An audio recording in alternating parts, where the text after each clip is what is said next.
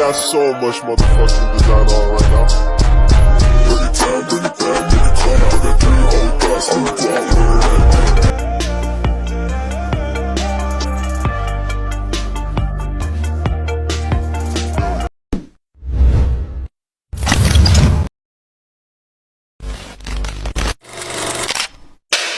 Pengertian ketahanan nasional. Ketahanan nasional adalah konsepsi pengembangan kekuatan nasional melalui pengaturan dan penyelenggaraan. Hal ini dilakukan agar mencapai kesejahteraan dan keamanan yang seimbang dari seluruh aspek kehidupan secara utuh, menyeluruh, dan terpadu sesuai ideologi bangsa. Secara umum, ketahanan nasional memiliki 4 sifat, diantaranya sifat mandiri, dinamis, wibawa, konsultasi, dan kerjasama. Yang pertama, ketahanan nasional yang bersifat mandiri mengacu pada kemampuan suatu negara untuk memenuhi kebutuhan dasarnya tanpa tergantung pada pihak eksternal. Yang kedua, sifat dinamis. Dalam ketahanan nasional mencerminkan kemampuan adaptasi suatu negara dan merespon perubahan internal dan eksternal seperti politik, ekonomi, teknologi, dan lingkungan. Yang ketiga, sifat wibawa. Dalam konteks ketahanan nasional merujuk pada kepercayaan baik dari masyarakat dalam negeri maupun komunitas internasional terhadap kapasitas dan integritas suatu negara. Menurut Lemhanas dalam buku pendidikan dalam kacamata ketahanan nasional oleh Agung Danugroho, ketahanan nasional memiliki 3 fungsi utama, yaitu daya tangkal, pengarahan, dan penyatuan pola pikir. Yang pertama, fungsi daya tangkal.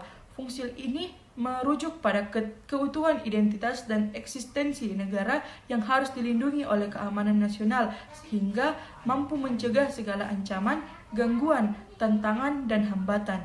Yang kedua, fungsi pengarahan. Fungsi ini digunakan dalam rangka memajukan kesejahteraan rakyat Indonesia. Ketahanan nasional akan membantu memfokuskan kekuatan potensi bangsa di bidang ideologi, politik, ekonomi, sosial, budaya, dan pertahanan. Dan yang ketiga, fungsi penyatuan pola pikir. Fungsi penyatuan pola pikir adalah tindakan keterpaduan pemikiran, perilaku, dan cara kerja lintas sektoral dan lintas disiplin dalam suatu lingkungan kenegaraan. Ketahanan nasional Indonesia. Istilah ketahanan nasional sudah dikenal di seluruh Indonesia. Dapat dikatakan bahwa istilah itu telah menjadi milik nasional. Ketahanan nasional baru dikenal sejak permulaan tahun 60-an. Pada saat itu, istilah itu belum diberi definisi tertentu. Di samping itu, belum pula disusun konsepsi yang lengkap secara menyeluruh tentang ketahanan nasional. Istilah ketahanan nasional pada waktu itu dipakai dalam rangka pembahasan masalah pembinaan teritorial atau masalah pertahanan keamanan pada umumnya. Walaupun banyak instansi maupun perorangan pada waktu itu menggunakan istilah ketahanan nasional, namun lembaga yang secara serius dan terus-menerus mempelajari dan membahas masalah ketahanan nasional adalah Lembaga Pertahanan Nasional atau Lemhanas. Sejak Lemhanas didirikan pada tahun 1665, maka masalah ketahanan nasional selalu memperoleh perhatian yang besar.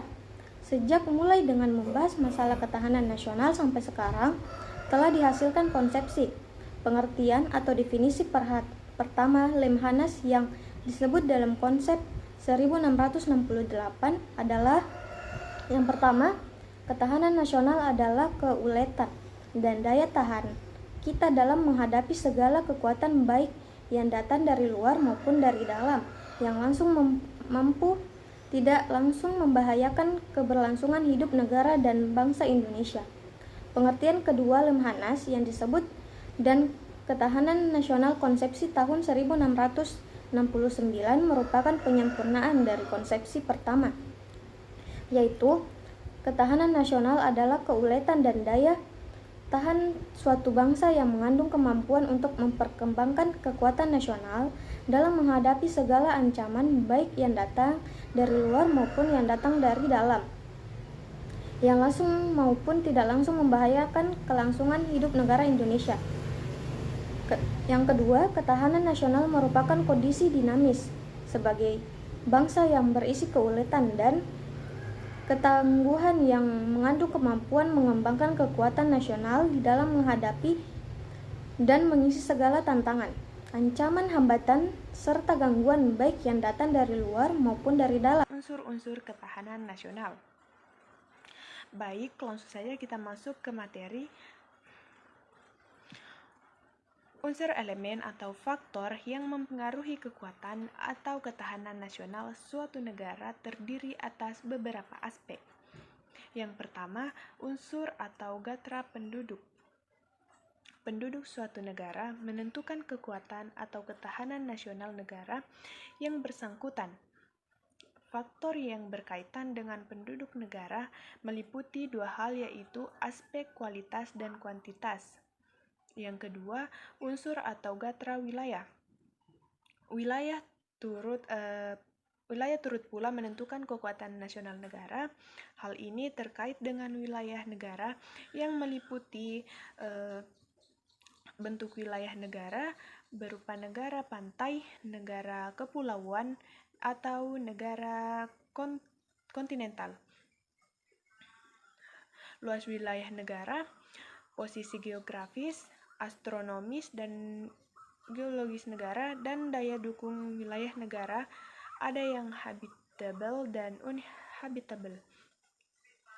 Yang ketiga, unsur atau gatra sumber daya alam.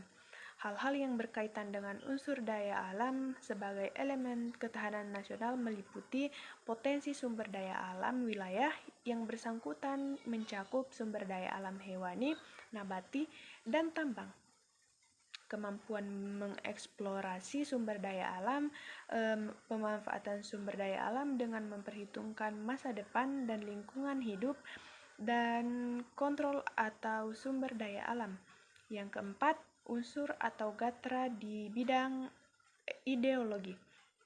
Ideologi mendukung ketahanan suatu bangsa karena ideologi bagi suatu bangsa memiliki dua fungsi.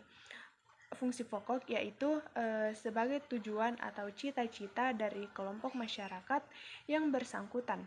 Artinya nilai-nilai yang terkandung dalam ideologi itu menjadi cita-cita yang hendak dituju secara bersama sebagai sarana pemersatu dari masyarakat yang bersangkutan. Artinya masyarakat yang banyak dan beragam itu bersedia menjadikan ideologi sebagai milik bersama dan menjadikannya bersatu. Yang kelima, unsur gatra di bidang politik. Politik penyelenggaraan negara sangat mempengaruhi keterlambatan nasional yang ditinjau dari beberapa aspek, yaitu sistem politis suatu negara, sistem pemerintahan suatu negara, bentuk pemerintahan suatu negara, bentuk negara suatu negara. Yang keenam, unsur atau gatra di bidang ekonomi yang berkaitan dengan sistem ekonomi suatu negara, baik yang menganut sistem ekonomi liberal atau sistem ekonomi sosialis. Yang ketujuh, unsur atau gatra di bidang sosial budaya yang berkaitan dengan alkulturasi dan asimilasi budaya masyarakat di suatu negara.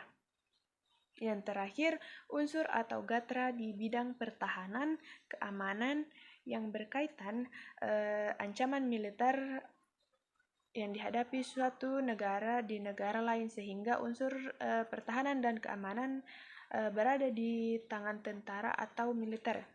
Pembelaan negara. Nah, yang dimana ialah pembelaan negara adalah upaya yang dilakukan oleh setiap warga negara, baik secara individu maupun kolektif, untuk melindungi dan mempertahankan kedaulatan, keutuhan wilayah, serta identitas bangsa dari ancaman atau gangguan baik dari luar maupun dalam negeri.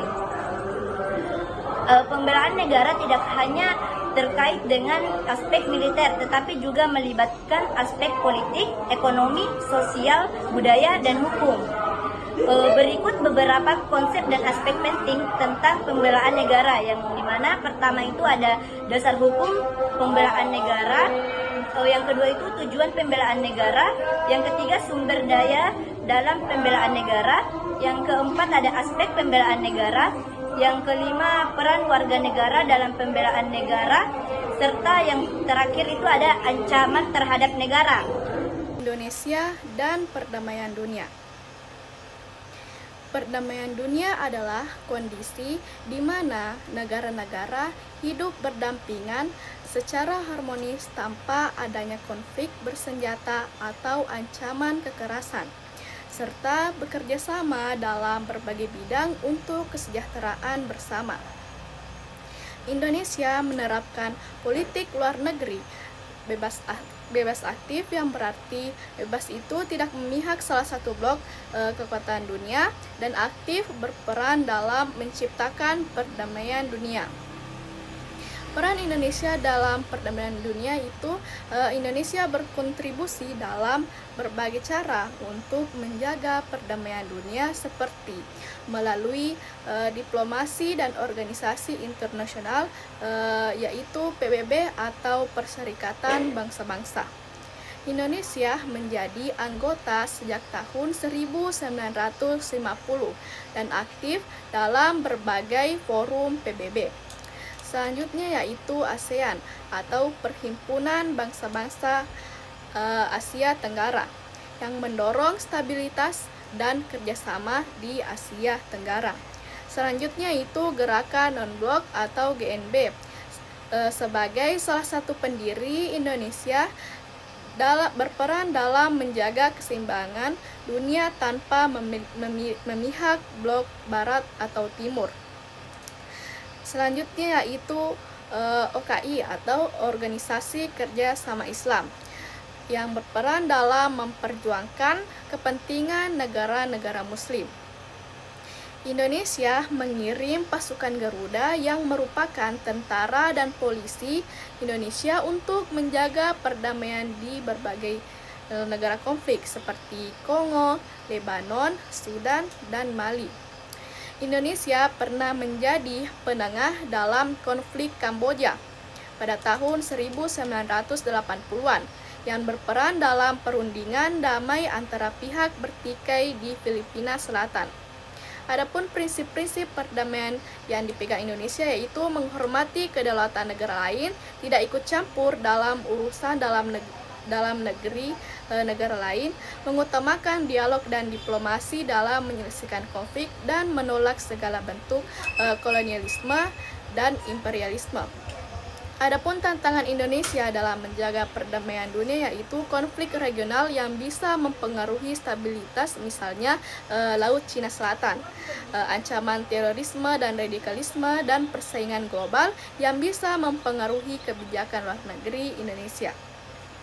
Nah, sebagai kesimpulan, Indonesia aktif dalam menjaga perdamaian dunia melalui diplomasi, kerjasama internasional, serta kontribusi dalam pasukan perdamaian PBB. Prinsip politik luar negeri bebas aktif menjadi dasar peran Indonesia dalam menciptakan dunia yang lebih damai.